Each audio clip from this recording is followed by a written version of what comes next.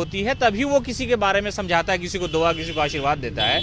और आप बोल रहे हैं बाबा कि आपको कुछ आता ही नहीं है, रामचरितमानस के बारे में भी कुछ पता नहीं, तो तेजस्वी और तेज प्रताप को क्या आशीर्वाद दीजिएगा आप ऐसे हाथ से?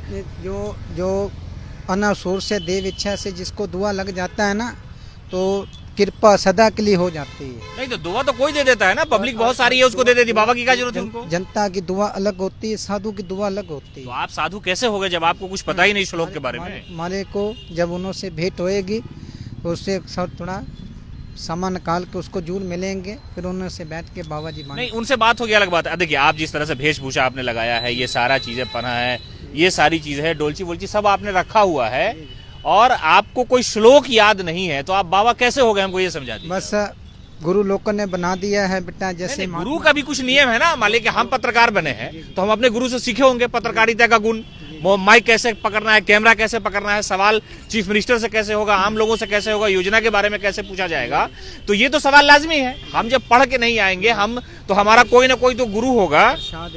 ये ठीक है, ये तो हम पहन लिए, ये तो प्रसाद हुआ आपका, ये हम समझ गए। लेकिन आपको रामचरितमानस का कुछ भी श्लोक याद है? एक दो अभी थोड़ा लहर आएगी, धीरे धीरे थोड़ा कथा करेंगे बाबा जी। कितनी उम्र होगी आपकी? है 23-24 साल की उम्र है। 24 साल की उम्र है, ये आप इसमें कुछ पढ़ा होगा आपने कि ऐसे ही दे दिया? प्रसाद इसको रख लेना। नहीं तो प्रसाद है, ठीक है, इसकी इज्जत है, लेकिन ये इस पर कुछ पढ़े होंगे ना, किसी ने तोड़ के लिया है? मेरे को मिला है ना, प्रसाद से इसको रख लेना, और जिंदगी में आपके बेड़े पार रहेंगे। बिहार के अंदर एक मकान, एक जमीन। नहीं वो तो मिलेगा, वो तो ठीक है, वो मिलेगा। हमारे पास पुश्तैनी मकान, घर, जमीन सब है, और ख्वाहिश हर आदमी की होती है आगे बढ़ने की। लेकिन आपको बाबा श्लोक नहीं आ रहा है, बाबा कैसे हो गया? पढ़ेंगे थोड़ा धीरे धीरे। ऐसे लोगों को लोग बोलता है कि फर्जी बाबा है, फर्जी मौलवी है, जिन लोगों को नहीं आता है। नहीं, करेंगे धीरे धीरे, थोड़ा धीरे धीरे में समय लगता है।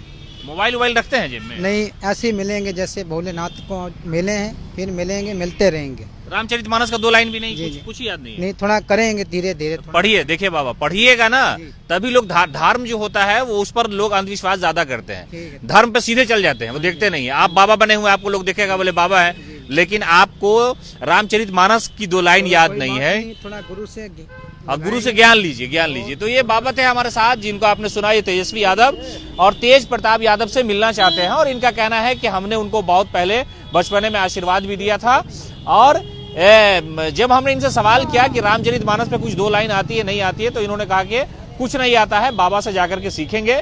तो आप देख सकते हैं कि जो पाखंड का तरीका होता है, चाहे वो मुसलमान धर्म में हो, हिंदू धर्म में हो, इस तरह के लोग होते हैं जो लोगों को बेवकूफ बनाते हैं। जब हमने 2-4 सवाल किया कि रामचरितमानस का कोई श्लोक सुना दीजिए, कुछ धर्म की कोई बात 2 लाइन सुना दीजिए, तो इन्होंने ये हमको दे दिया आशीर्वाद के तौर पर, और कहा कि इसको रख लीजिए, और फिर यहाँ से फिरार इख्तियार कर गए। तो ऐसे लोगों से सावधान रहें। ऐसे लोग अगर आते हैं तो आप उनसे जरूर, धर्म के बारे में हर शख्स थोड़ा ना थोड़ा जानता है, ऐसे लोगों, इसको पाखंडी भी लोग कहते हैं, ऐसे लोगों को पकड़िए, सवाल जवाब कीजिए, तो आपके समाज से बुराई खत्म होगी।